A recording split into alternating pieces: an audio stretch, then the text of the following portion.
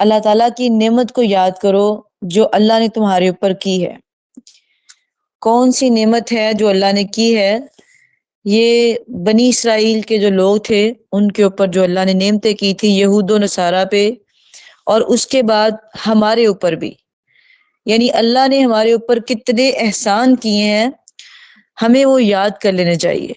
اور اس کے بعد وعدہ جو مضبوط اللہ کے ساتھ ہم کر کے آئے ہیں، وہ کون سا وعدہ ہے؟ وہ وعدہ وہ ہے کہ جب ہم سب حضرت آدم علیہ الصلاۃ والسلام کی پشت میں تھے تو اللہ تعالیٰ نے ان کو جب پیدا کیا اور ان کی پشت پہ ہاتھ پھیرا، جتنی روحیں تھی ساری نکل کے اللہ کے سامنے کھڑی ہو گئی۔ تو اس وقت پھر اللہ تعالیٰ نے وعدہ لیا تھا سب سے کہ اے روحو ایک وعدہ میرے ساتھ کرو۔ سب نے کہا جی اللہ جی کیا حکم ہے؟ کہا میں نے تم کو دنیا میں بیچنا ہے، ایک دنیا آباد کرنی ہے میں نے تمہارے ساتھ۔ جی اللہ جی۔ فرمایا اس میں جا کے تم لوگوں نے میری عبادت کرنی ہے، میرے سوا کسی کی عبادت نہیں کرنی۔ تو سب نے بیک زبان کہا جی اللہ ہم صرف آپ کی ہی عبادت کریں گے۔ تو اس وقت جب ہم وعدہ کر کے آگے اللہ کے ساتھ زمین پہ، اب دنیا میں آ کے ہم کہتے ہیں کہ فلاں جو ہے وہ بھی عبادت کے لائق ہے، اس کو بھی سجدہ کیا جا سکتا ہے، وہ جو ہے اس کو بھی سجدہ کیا جا سکتا ہے، قبر جو ہے اس پہ بھی سجدہ کر رہے ہیں کچھ لوگ، کچھ بتوں کو سجدہ کرتے ہیں، کچھ سورج کو سجدہ کرتے ہیں، کچھ زمین چاند کو کرتے ہیں، اور کچھ فارسی جو ہے وہ آگ کی بھی عبادت کرتے ہیں۔ مطلب کہ مختلف لوگوں نے خدا بنا لیے۔ جو وعدہ وہاں پہ اللہ کے ساتھ کیا تھا، اللہ کہتے ہیں وَمِيثَاقَهُ الَّذِي وَاثَقَكُم بِهِ، تم نے وعدہ کیا تھا، تم نے اس وقت کیا کہا تھا؟ سمعنا وَأَطَعْنَا، اے اللہ ہم نے سن بھی لیا اور ہم نے مان بھی لیا، لیکن آج تم دنیا میں آ کے بھول گئے ہو میرے وعدے کو، تم نے علیحدہ علیحدہ خدا بنا لی ہیں۔ دیکھیں یہ چھٹا سپارہ ہے، یہاں تک توحید پہ اللہ تعالیٰ نے اتنی بار ہمیں بتا دیا کہ اتنا کوئی بھی مسئلہ ہم نے نہیں پڑھا جتنا توحید کے بارے میں پڑھا۔ تو اس سے کیا سمجھ آتی ہے کہ توحید جو ہے وہ ایسی بات ہے کہ اللہ تعالیٰ نے ہر نبی کو صرف توحید کے لیے بھیجا۔ جتنے بھی نبی آئے، حضرت آدم علیہ الصلوۃ والسلام آئے، حضرت ابراہیم علیہ الصلوۃ والسلام، اسماعیل علیہ الصلوۃ والسلام، ہر پیغمبر کی ایک ہی بات تھی کہ لا الہ الا اللہ۔ پہلا جز اللہ کا، دوسرا اس نبی کا اپنا نام ہوتا تھا۔ ہمیں یہی سکھانے کے لیے اللہ نے وعدہ کر کے ہمیں دنیا میں بھیجا تھا کہ دنیا میں جا کے تم جگہ جگہ خدا نہ بنا لینا، تم میرے ساتھ دوسروں کو شریک نہ کرنا۔ اور آج بھی ہمیں بھی یہ وعدہ یاد کروایا جا رہا ہے، اور اس وقت جو آپ کے سامنے یہود و نصارہ تھے ان کو بھی یہ وعدہ یاد کروایا جا رہا ہے کہ تم لوگوں نے وعدہ کیا تھا کہ تم میرے ساتھ کسی کو شریک نہیں ٹھہراؤ گے، لیکن آج تم نے آگے وعدے کو توڑ دیا۔ واتقوا اللہ، اللہ سے ڈر جاؤ۔ اللہ کہہ رہے ہیں کہ میرے سے ڈر جاؤ، میرے ساتھ دوسروں کو شریک نہ ٹھہراؤ، میرے سے خوف کھاؤ۔ ڈر جاؤ کیوں کہہ رہے ہیں؟ ایک حدیث ہم نے پچھلے سبقوں میں پڑھی تھی کہ اللہ کے گناہ جو ہے وہ تین طرح کے ہیں۔ ایک گناہ وہ ہے جن کا تعلق انسان کے ساتھ ہے، یعنی کہ کسی کو برا بلا کہتا ہے، کسی کو پریشان کرتا ہے، تو وہ اس انسان کے اوپر ڈیپینڈ کرتے ہیں، اگر وہ معاف کر دے گا تو اللہ بھی معاف کر دے گا۔ ایک گناہ وہ ہے جو ہم کرتے ہیں، جیسے بے حیائی یا کوئی اس طرح کے گناہ، اللہ کہتے ہیں میں ان کی پرواہ نہیں کرتا، بندہ معافی مانگتا ہے تو میں معاف کر دیتا ہوں، میں بہت غفور رحیم ہوں۔ لیکن ایک گناہ ہے شرک والا گناہ، اگر کوئی بندہ شرک کرتا ہے، وہ مجھ سے معافی مانگتا ہے تو میں اس کو معاف نہیں کرتا۔ یعنی شرک والا گناہ جو ہے وہ اللہ تعالیٰ کبھی بھی معاف نہیں کرتا۔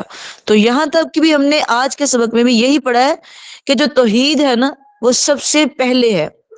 اسلام کی جو 5 بنیادیں ہیں نا، بنی الاسلام علی 5 شہادت اللہ الہ، ان میں سب سے پہلی بنیاد جو ہے وہ لا الہ الا اللہ۔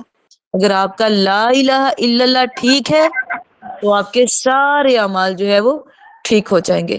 اگر آپ کا لا الہ الا اللہ جو ہے وہ ٹھیک نہیں ہے، اس میں کمی ہے، مثال کے طور پہ آپ کا عقیدہ یہ ہے کہ فلاں اولاد دیتا ہے، فلاں مال دیتا ہے، فلاں رزق دیتا ہے، فلاں شفا دیتا ہے، تو پھر آپ کا لا الہ الا اللہ ٹھیک نہیں ہے، کیونکہ لا الہ الا اللہ کا مطلب یہ ہے کہ اللہ آپ کے سوا کوئی نہیں ہے۔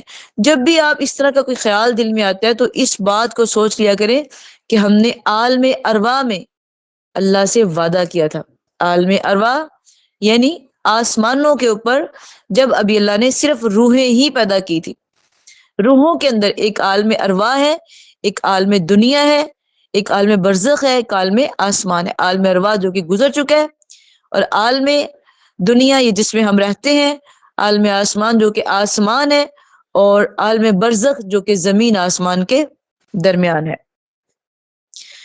اس کے بعد جو اگلی آیت ہے اس میں یہ کہا جا رہا ہے کہ اے لوگو، ایمان والو، انصاف کے ساتھ کھڑے رہو، کونوا قوامین، ہمیشہ انصاف کے ساتھ رہو، شہداء، گواہی بھی دینی ہے تو انصاف کے ساتھ دینی ہے، جھوٹ نہیں بولنا، کسی کی طرف کی گواہی نہیں دینی، کسی کی سائڈ نہیں لینی، جب آپ نے بولنا ہے تو سچ بولنا ہے۔ نبی کریم صلی اللہ علیہ وسلم بیٹھے ہوئے تھے تو بخاری کی یہ روایت ہے، ایک شخص نبی صلی اللہ علیہ وسلم کے پاس آیا، اس نے کہا اللہ کے نبی میں آپ کو گواہ بنانا چاہتا ہوں۔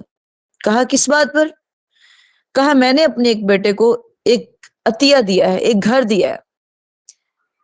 کہا دوسروں کو بھی، تو پھر مجھے کیوں بتانے آئے ہو؟ کہا میں آپ کو گواہ بنانا چاہتا ہوں۔ کہا تمہارے کتنے بیٹے ہیں؟ تو اس نے کہا میرے 3 ہے یا 4 ہے۔ آپ صلی اللہ علیہ وسلم نے پوچھا کیا تم باقی بیٹوں کو بھی ایسے عطیہ دے رہے ہو؟ تو اس نے کہا نہیں۔ تو آپ نے فرمایا پھر ظلم پہ مجھے گواہ بنانا چاہتے ہو؟ یعنی اپنی زندگی میں ایک بیٹے کو زیادہ دینا اور دوسرے کو کم دینا یا نہ دینا یہ ظلم ہے۔ کیونکہ گواہی کے بارے میں ہم پڑھ رہے ہیں وہ بھی انصاف کے ساتھ، تو ہمارے معاشرے میں یہ بہت چلتا ہے کہ ایک بچہ جو ہے نا وہ آپ کی خدمت بہت کرتا ہے، تو اس کو پھر ہم کیا کہتے ہیں کہ یہ جو میرا گھر ہے نا یہ میں نے اپنے اس بیٹے کے نام لگا دیا کیونکہ اس نے میری خدمت بہت کی ہے۔ اور دوسری طرف یہ جو بیٹا ہے ہمیں بہت تنگ کرتا ہے، اخبارات میں ہم نکلوا دیتے ہیں کہ ہم نے اس کو آگ کر دیا۔ دیکھیں، سزا اور جزا، ثواب اور سزا یہ اللہ کے اختیار میں ہے، ہم نہیں دے سکتے کسی کو۔ ایک بیٹے نے جو یا بیٹی نے اگر آپ کی خدمت کی ہے، اگرچہ اس نے پیسوں کی عوض کی ہے، پھر اس کا کیا فائدہ؟ پیسے دے کے ہی خدمت کروانی ہے تو وہ آپ باہر کسی سے کروا لیں۔ اپنوں کا کیا فائدہ ہوتا ہے؟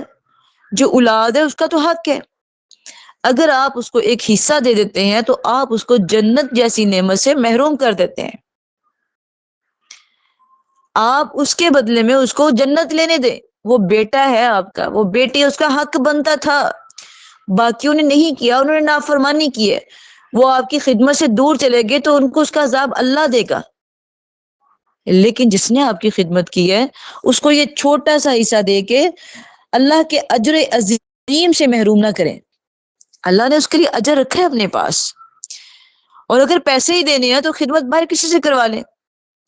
لہٰذا جو آپ کا نافرمان ہے اس کو بھی سزا آپ نہیں دے سکتے، ہاں آپ اس کو اپنی دولت سے آگ نہیں کر سکتے، ویسے آپ کو وہ تنگ کرتا ہے، پریشان کرتا ہے، تو آپ کہہ سکتے کہ ہمارا اس سے کوئی تعلق نہیں، ہم نے اسے گھر سے نکال دیا۔ ادروائز باپ کا حق بنتا ہے کہ اس کو سمجھائے، اینڈ تک اس کی تربیت کرے، لیکن کبھی حالات ایسے ہو جائیں تو آگ نہیں کر سکتے، بہت بڑا گناہ ہے یہ۔ سزا اور جزا اللہ کے ہاتھ میں، جو اللہ نے والد کی وراثت میں بیٹے کا حصہ رکھ دیا، باپ اس کو اس سے محروم نہیں کر سکتا۔ وراثت ہوتی ہی زندگی کے بعد ہے، مرنے کے بعد، تو مرنے کے بعد باپ کبھی نہیں کہہ سکتا کہ میرا یہ حصہ میرے ایک بیٹے کو دینا۔ تو آپ نے فرمایا یہ بہت بڑا گناہ ہے، اگر تم ایسا کرو گے تو تم کیا کرو گے؟ تم ظلم کرو گے، اور ظلم جو ہے وہ قیامت کے دن تمہارے سامنے اندھیرا بن کے آ جائے گا، یعنی قیامت کے دن جو ہے بہت شدت کی روشنی ہوگی، نور ہوگا، کیونکہ اللہ تعالیٰ بھی میدان محشر میں بیٹھے ہوں گے۔ لیکن یاد رکھیں جو انسان ظالم ہوگا نا تو اس کے آگے اس کے ظلموں کا اندھیرا ہوگا، جو اس نے ظلم کیے ہوں گے اس کا اندھیرا ہوگا۔ تو ہرگز بھی مطلب یہ کام نہ کریں کہ کسی کے اوپر ظلم نہ کریں۔ اگر آپ ظلم کرتے ہیں تو یاد رکھیں قیامت کے دن آپ کو کچھ نظر نہیں آئے گا، یہ نہیں کہ کسی کو نظر نہیں آئے گا، آپ کو کچھ نظر نہیں آئے گا، کیونکہ آپ نے ظلموں کی انتہا کر دی. پھر آپ پل صراط سے گزریں گی، وہاں پہ بھی یہ جو ہم اپنے اعمال کی جزا یا ہم مطلب دنیا سے چاہتے ہیں نا کہ میں نے نیک کام کیا اس کے لیے تو مجھے یہ اس کا صلہ بھی دے، تو یہ ہماری بہت بڑی بھول ہے. کوئی انسان ہمیں صلہ نہیں دے سکتا، صلہ جو ہے وہ اللہ ہی دیتا ہے. اللہ تعالیٰ قرآن مجید میں کہتے ہیں حل جزاء الاحسان الا الاحسان، کہ نہیں ہے میرے پاس نیکی کا بدلہ مگر نیکی ہے، کہ ہم بہت بڑا اجر دیتے ہیں نیکی کے بدلے. ہم اس انسان کو بہت بڑا اجر دیتے ہیں نیکی کے بدلے. کس کو؟ جو نیکی کرتا ہے. یعنی انسان کے بس کی بات نہیں ہے. یہ جو فکرہ آپ نے سنا ہے نا کہ نیکی کر دریا میں ڈال، اس کا کیا مطلب ہے؟ ہم نیکیوں کو کبھی دریا میں نہیں ڈالتے، ہم نیکیوں کو کبھی دریا میں نہیں ڈالتے. ہم صرف اس کا مشہور اس لیے کیا گیا کہ اس کو بھول جائیں. جیسے دریا سے گری ہوئی چیز جو ہے وہ کبھی نہیں ملتی، اسی طرح ہمیں وہ نیکی کر کے بھول جانا چاہیے، اس کا اجر جو ہے وہ ہم صرف اللہ سے لیں گے.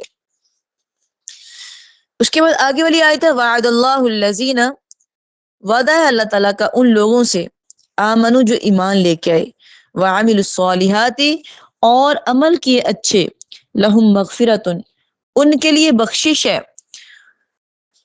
واجر عظیم اور اجر عظیم ہے. الذین ان لوگ